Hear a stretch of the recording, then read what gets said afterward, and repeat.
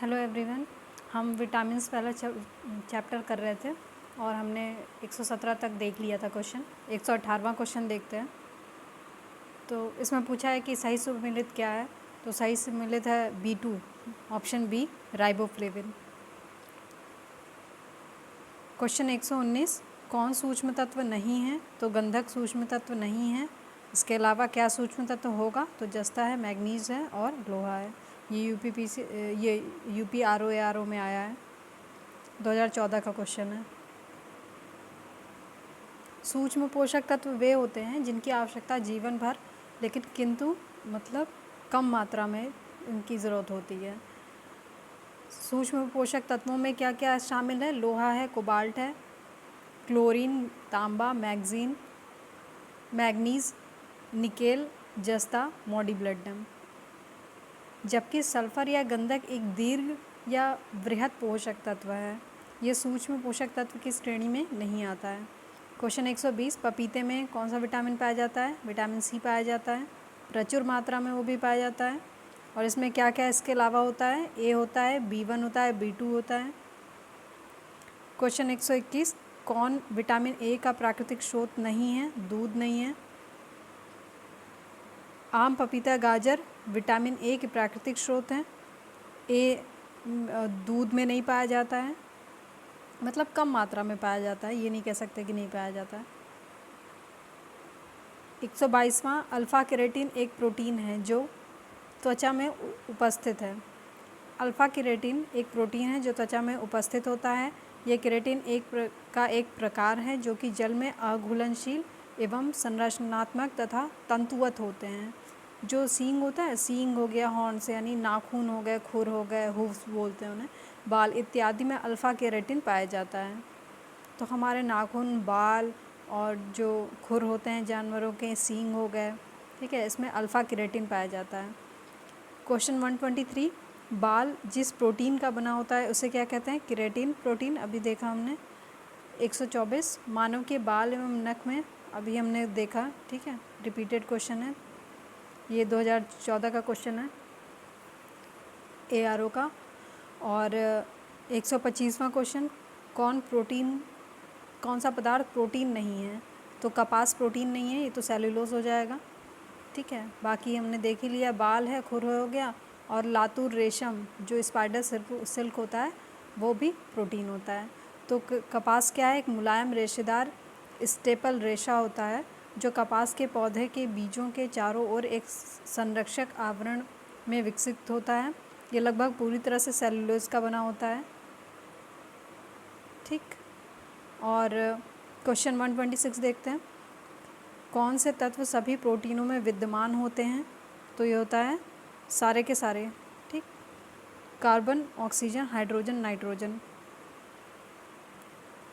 Protein के संयोजन में कार्बन, हाइड्रोजन, ऑक्सीजन, नाइट्रोजन पाए जाते हैं। इसके अतिरिक्त इसमें गंधक, फास्फोरस, आयोडीन, लौह आदि के अंश भी पाए जाते हैं। प्रोटीन्स एमिनो अम्लों की यौगिक होती है, अर्थात एमिनो अम्ल इनकी संयोजक इकाइयाँ या एकलक होते हैं।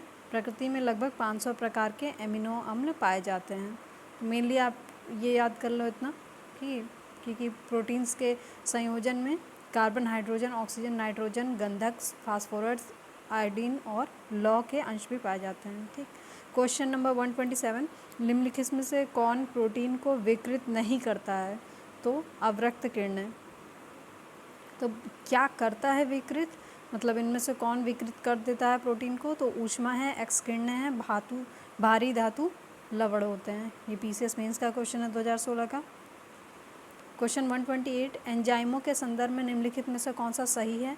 वे जैव उत्प्रेरक हैं, वे शरीर में उसी स्थान पर अपना कार्य करते हैं जहां वे उत्पादित होते हैं। और इसका आंसर है 1 और 2, ठीक है, यानी दोनों सही हैं। यानी कि एंजाइम जैव उत्प्रेरक होते हैं और जहाँ पे ये अपना उपस्थित होते हैं, उत्पादित होते हैं, वहीं अपना कार्य करते हैं। एंजाइम जैव उत्प्रेरक होते हैं जो विशिष्ट जैविक क्रियाओं को अति उच्च दर से संपन्न करते हैं। एंजाइमों के बिना जैविक क्रियाएं अति मंद गति, मतलब उनकी दर जो होती है जैविक क्रियाओं की वो धीमी हो जाती है।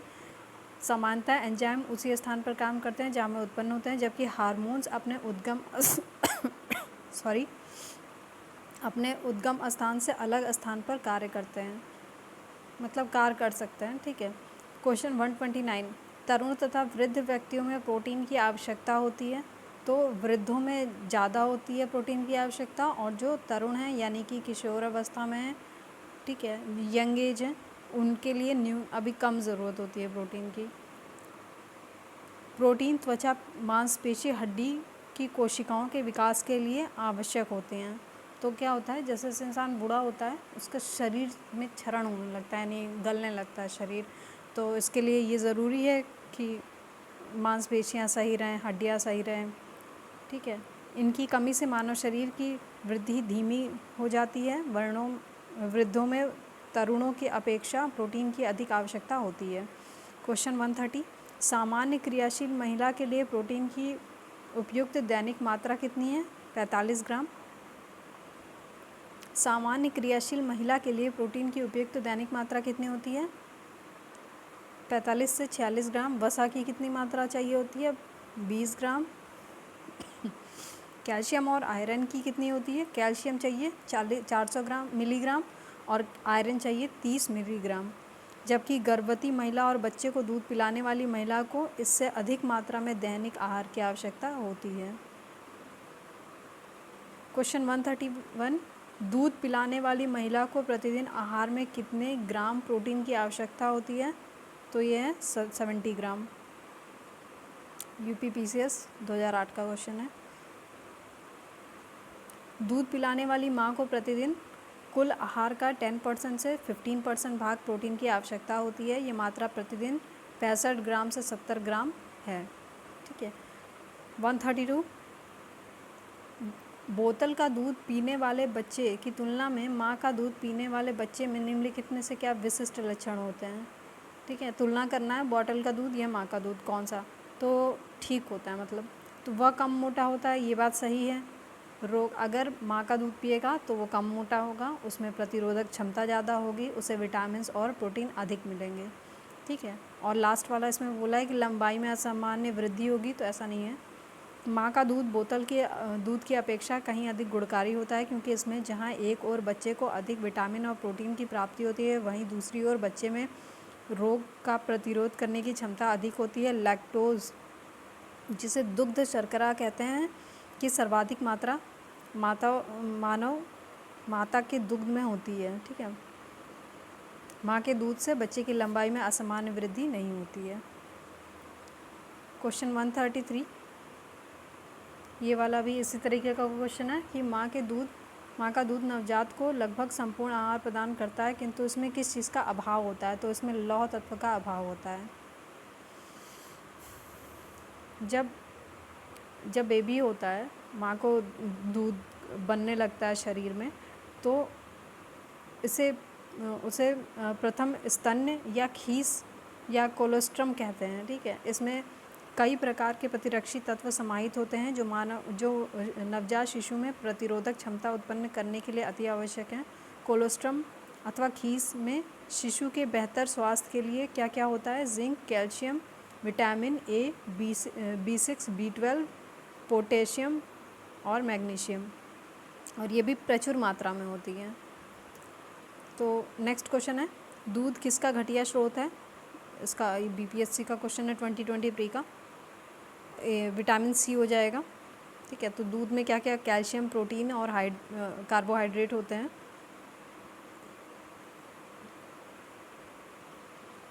क्वेश्चन नंबर 135, स्टार्च क्या है? यह पॉलीसैकेराइड है।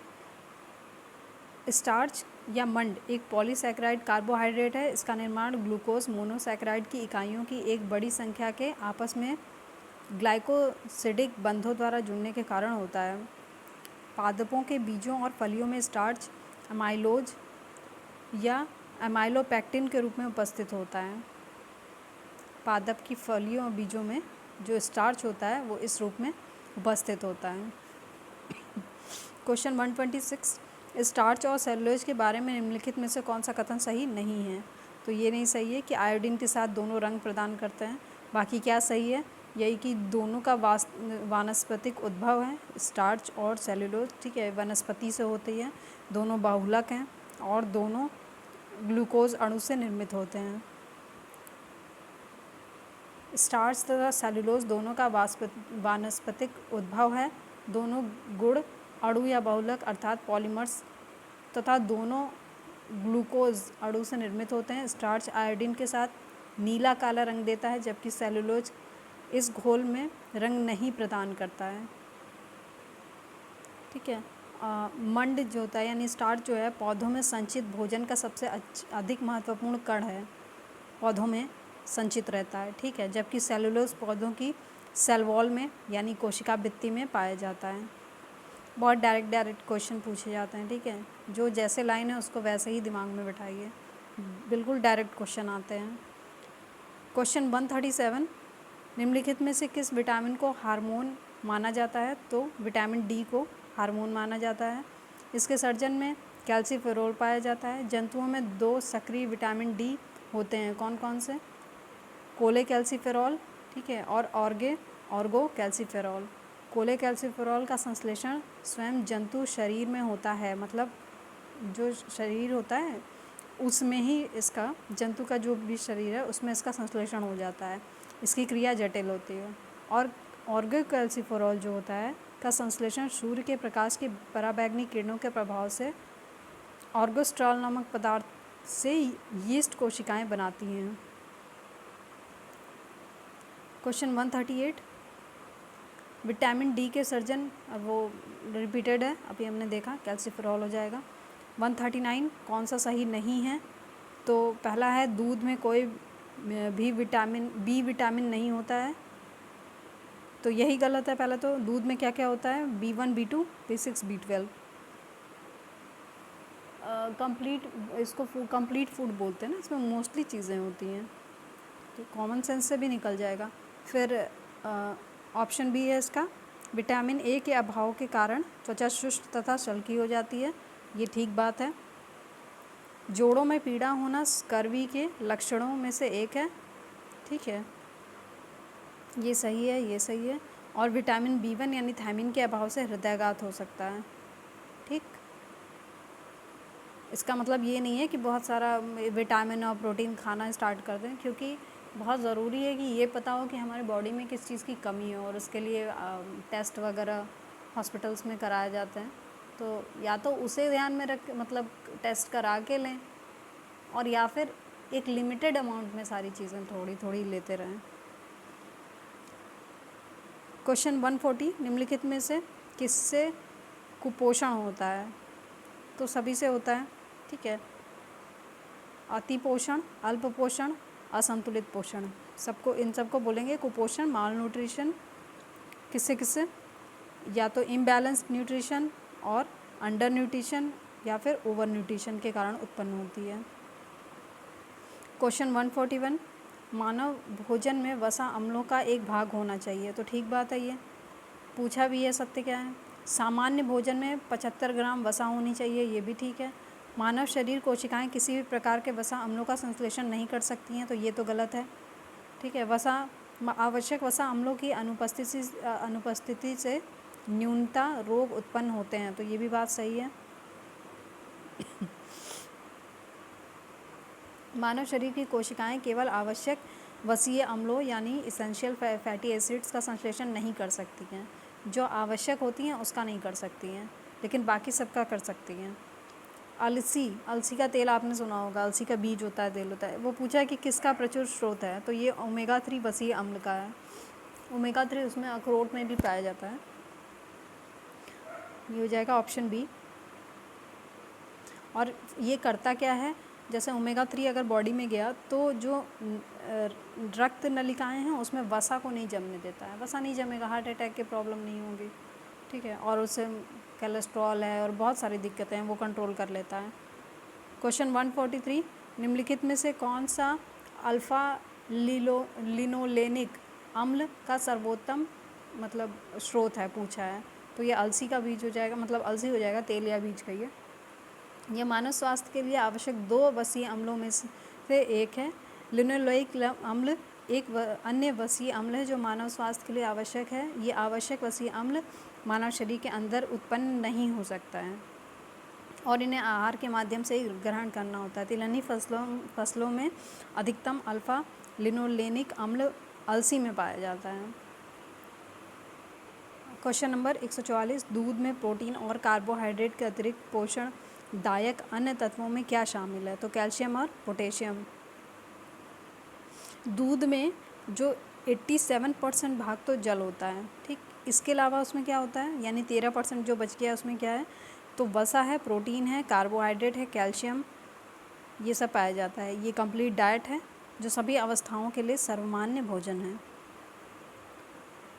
क्वेश्चन 145, विटामिन बलवर्धक तत्व हैं जिनकी अच्छे स्वास्थ्य के लिए थोड़ी मात्रा में आवश्यकता होती है। तो ये तो ठीक लग रहा है और शायद अभी देखते हैं इसका आंसर। विटामिन हानिकारक बैक्टीरिया को मारकर नहीं, ये देखिए, बैक्टीरिया को मारने का काम WBC का होता है, ठीक है, WBC का होता है, ये सही है। और WBC के कारण ये कारण गलत हो जाएगा।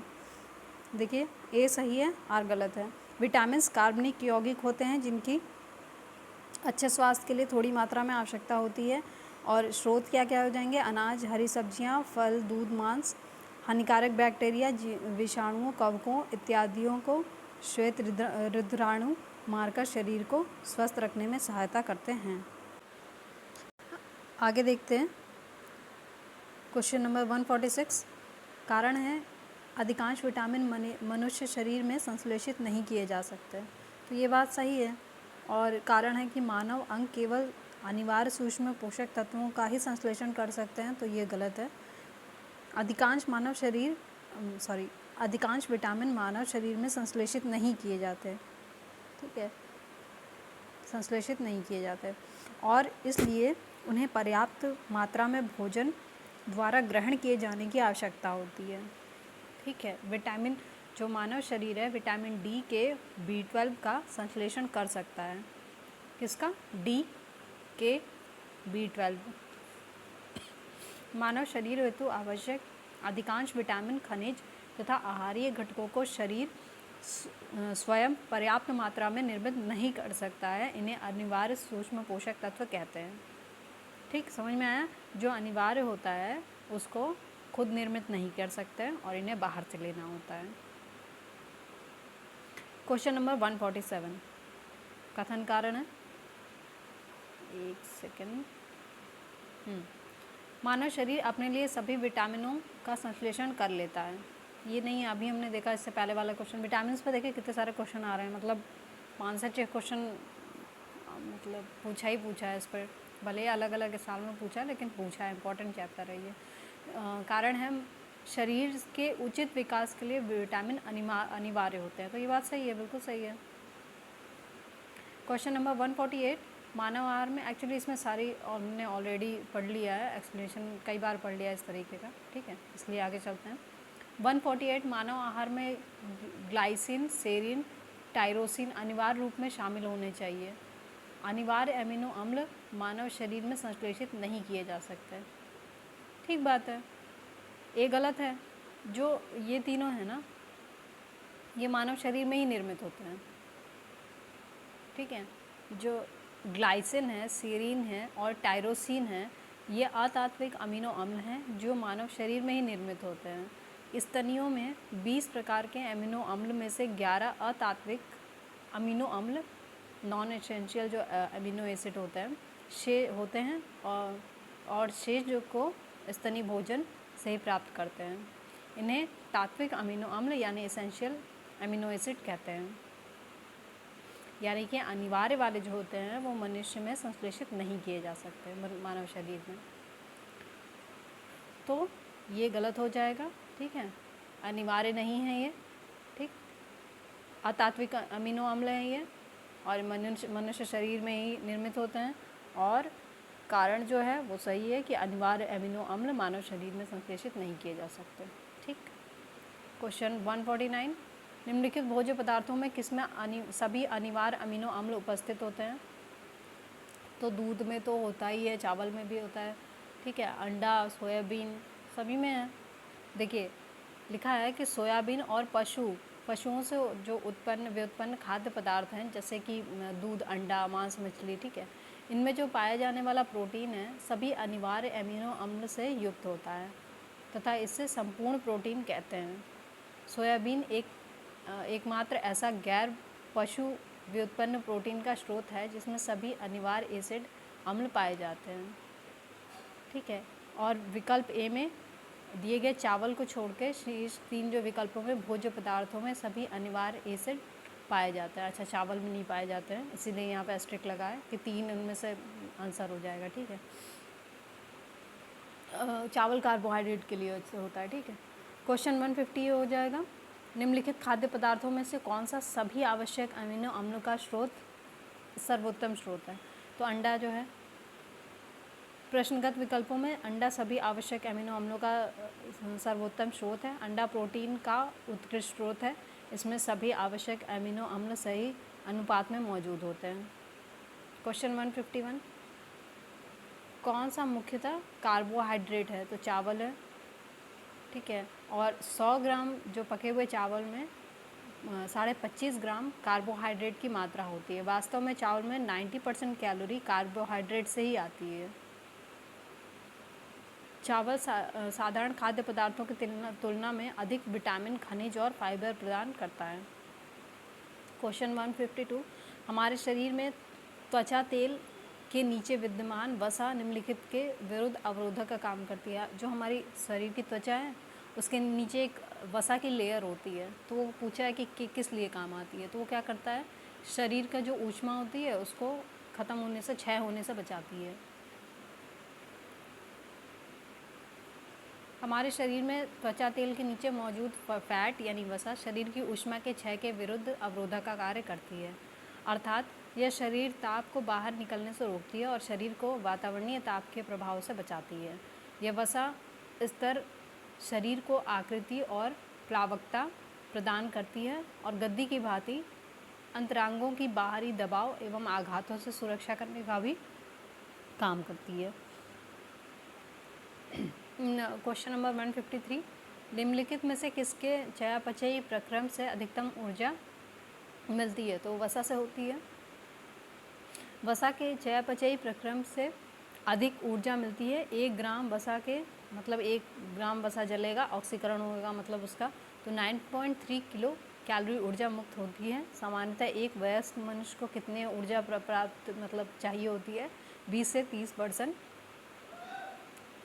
ऊर्जा वसा से प्राप्त होनी चाहिए। 1 ग्राम ग्लूकोज यानी कार्बोहाइड्रेट या प्रोटीन के पूर्ण ऑक्सीकरण से लगभग 4 किलो कैलोरी ऊर्जा प्राप्त होती है। क्वेश्चन 154, अधिकांश प्राणियों के जीवित पदार्थ का लगभग 80% क्या है? प्रोटीन है। प्राणियों के जीवित पदार्थ में सर्वाधिक मात्रा में जल पाया जाता है, ठीक है, किंतु कार्बनिक पदार्थ में, ये तो जल जो हो गया वो तो अकार्बनिक हो गया, ठीक, और जो कार्बनिक पदार्थ में सबसे अधिक मात्रा में क्या होता है? प्रोटीन पाया जाता है और ये सभी जीवित कोशिकाओं में मौजूद होता है। 155, कथन कारण सूरजमुखी का तेल एक अच्छी गुणवत्ता का खाद्य तेल है। ये बात तो बिल्कुल सही है। इसमें असंतृप्त वसा अम्लों की अधिक मात्रा पाई जाती है, ये भी ठीक है। ये यूपी बीईओ 2019 का क्वेश्चन है, ठीक है। जो सूरजमुखी है, सूरजमुखी एस्ट्रेसी कुल के अंतर्गत आता है। आवृत बीजी पौधा है, इसका उपयोग तेल बनाने के लिए होता है। तेल अच्छी गुणवत्ता का खाद्य तेल है क्योंकि इसमें असंतृप्त वसा अम्लों की अधिकता होती है। हमारी बॉडी के लिए यही वसा अच्छी होती है, ठीक है, असंतृप्त वसा। ज्ञात है कि असंतृप्त वसा मानव शरीर के लिए अच्छा पोषक तत्व है। 156, असंतृप्त वसा संतृप्त वसाओं की तुलना में अधिक अभिक्रियाशील होते हैं। ऐसा नहीं है, सॉरी उल्टा बता रही, सही है मतलब ये, ठीक है। असंतृप्त वसा जो होता है वो संतृप्त वसाओं की तुलना में अधिक अभिक्रियाशील होता है, ये बात सही है। असंतृप्त वसाओं की संरचना में केवल एक आबंध होता है।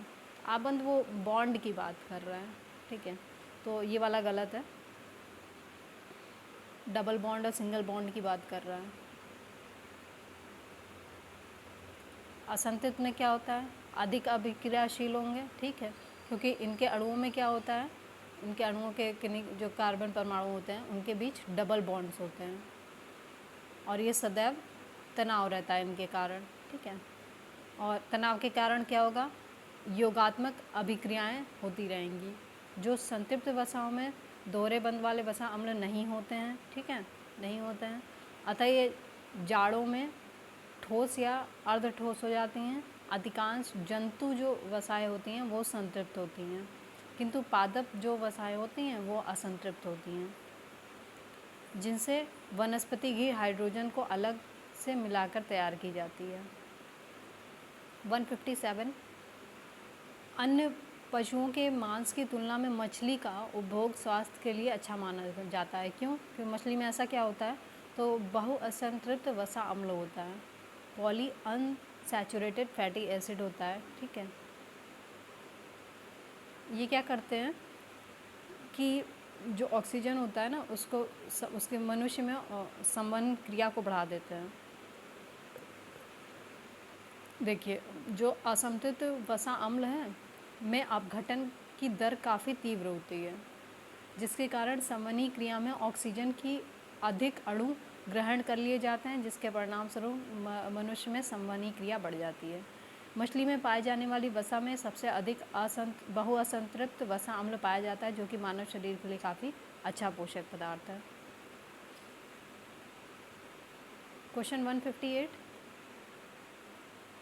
आहार उत्पादों के विक्रय में, मतलब कि क्वेश्चन पूछ रहा है कि एक मान लीजिए कंपनी है, वो कह रही है कि हमारे उत्पाद में, हमारे प्रोडक्ट्स में ट्रांस फैट नहीं है, ठीक है, ट्रांस वसा नहीं है, तो क्या मतलब है इसका? तो कह रहा है इसका मतलब ये हुआ कि इसमें हाइड्रोजनीकृत जो तेल होता है वो ये उससे निर्मित नहीं है, इनके जो भी उत्पाद या पदार्थ हैं। और फिर कह रहा है कि कंपनी के आहार उत्पाद पशु उत्पन्न वसा तेलों से भी निर्मित नहीं है, ये भी ठीक बात है। और इसके अलावा कंपनी के द्वारा प्रयुक्त तेल संभवतः उपभोक्ताओं के हृदय वाहिका स्वास्थ्य को क्षति नहीं पहुंचाएगा, ठीक है, ये संभवतः की बात कर रहा है, ठीक है, यानी कि हार्ट अटैक वगैरह जो होता है हृदय में, हृदय के लिए जो पाइप्स जाती हैं, जो नलिकाएं जाती हैं, उनमें कोई दिक्कत नहीं करेगा। अब जो ट्रांस फैट होता है वो शरीर के लिए, देखिए उसके उपभोग से क्या होता है कि एक तो शरीर में ख़राब एलडीएल होता है, एलडीएल कोलेस्ट्रॉल बोलते हैं, ठीक है, कोलेस्ट्रॉल अच्छा भी होता है और ख़राब भी होता है। जो ख़राब होता है उसका नाम है एलडीएल कोलेस्ट्रॉल, और जो अच्छा होता है उसको बोलते हैं एचडीएल कोलेस्ट्रॉल, ठीक है। तो ये ट्रांस फैट क्या करता है, जो ख़राब वाला है उसको बढ़ा देगा और अच्छे वाले को कम कर देगा।